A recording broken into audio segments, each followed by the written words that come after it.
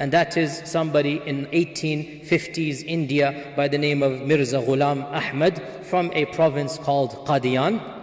This person, Mirza Ghulam Ahmed, he began preaching a very different theology from mainstream Islam, and he kept on getting a free upgrade to himself. He started off as being, I am just a mujaddid, that's all I am.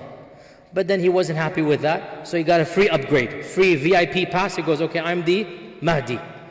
For a while he called himself the Mahdi. Wasn't happy with that, he gave himself another upgrade from Mahdi to become what? No, one more between. Masih. He said, I am Masih himself. I am Masih, I am Isa. I am Isa in the flesh. Then he wasn't happy with that, then he said what?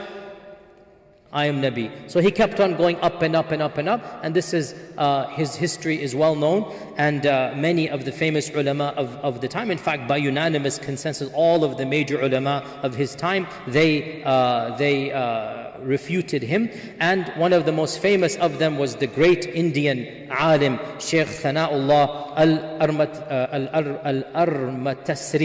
Al-Armatasri, Shaykh Thana'ullah, the famous Indian Shaykh al-Hadith of the time, Shaykh Thana'ullah. He made a public mula'ana with Mirza Ghulam. This is one of the most famous incidents in his lifetime. A public mula'ana. What is a public mula'ana? He said, may Allah's curse be on the liar between the two of us, so that the one who is lying dies before the one who's telling the truth. What an interesting curse. It's a public mula'ana. Shaykh Thana'ullah and Mirza Ghulam Ahmed, they made a public curse on the 15th of April 1907, by the way. This is a public curse. Each one of them cursed the other. Allah's curse be on the liar. May the death be given to the liar while the other one is alive. This was a public curse. And not even a year after the curse, this Mirza Ghulam fell sick of diarrhea and dysentery and whatnot, and he died in a very, very despicable state. It is well known, his state that he died in, and his followers continued after him. And generally speaking, I do not excommunicate groups. However, there are red lines. And I say without any sense of shame, with a sense of pride, anyone who says there is a Rasul or a Nabi after our Rasul and our Nabi sallallahu alaihi wasallam, that person cannot be a Muslim. End of story.